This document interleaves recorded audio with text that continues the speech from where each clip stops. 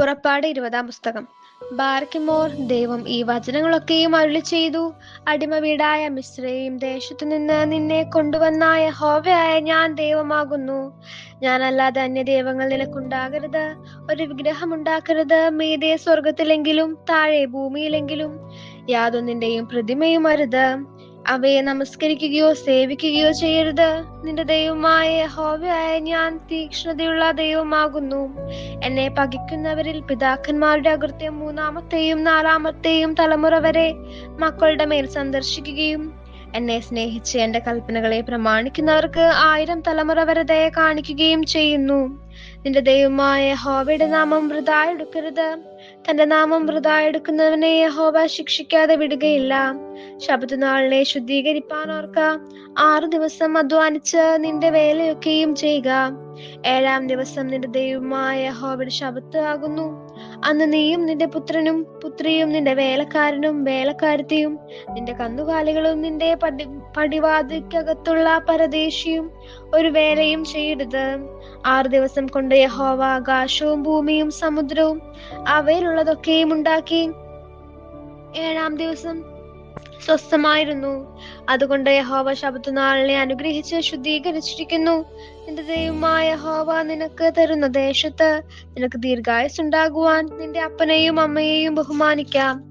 കൊല ചെയ്യരുത്. വ്യഭിചാരം ചെയ്യരുത്. മോഷ്ടിക്കരുത്. കൂട്ടുകാരന് നേരെ കള്ളസാക്ഷ്യം പറയരുത്. കൂട്ടുകാരന്റെ ഭവനത്തെ മോഹിക്കരുത്. കൂട്ടുകാരന്റെ ഭാര്യയെയും അവന്റെ ദാസനെയും ദാസിയെയും അവന്റെ കാളയെയും കഴുതയെയും കൂട്ടുകാരനുള്ള യാതൊന്നിനെയും മോഹിക്കരുത്. ജനമൊക്കെയും ഇടിമുഴക്കവും മിന്നലും കാഹളധ്വനിയും പർവ്വതം പുകയുന്നതും കണ്ടു. ജനം അത് കണ്ടപ്പോൾ വിറച്ചുകൊണ്ട് ദൂരത്ത് നിന്നു. അവർ മോശയോട്, നീ ഞങ്ങളോട് സംസാരിക്ക, ഞങ്ങൾ കേട്ടുകൊള്ളാം. ഞങ്ങൾ മരിക്കാതിരിക്കേണ്ടതിന് ദൈവം ഞങ്ങളോട് സംസാരിക്കരുതേ എന്ന് പറഞ്ഞു. മോശ ജനത്തോട്, ഭയപ്പെടേണ്ട. നിങ്ങളെ പരീക്ഷിക്കേണ്ടതിനും നിങ്ങൾ പാപം ചെയ്യാതിരിപ്പാൻ അവങ്കലുള്ള ഭയം നിങ്ങൾക്ക് ഉണ്ടായിരിക്കേണ്ടതിനും അത്രേ ദൈവം വന്നിരുന്നത് എന്ന് പറഞ്ഞു. അങ്ങനെ ജനം ദൂരത്ത് നിന്നു. മോശയോ ദൈവം ഇരുന്ന ഇരുളിന് അടുത്തു ചെന്നു. അപ്പോൾ യഹോവ മോശയോട് കൽപ്പിച്ചത്, നീ ഇസ്രായേൽ മക്കളോട് ഇപ്രകാരം പറയണം.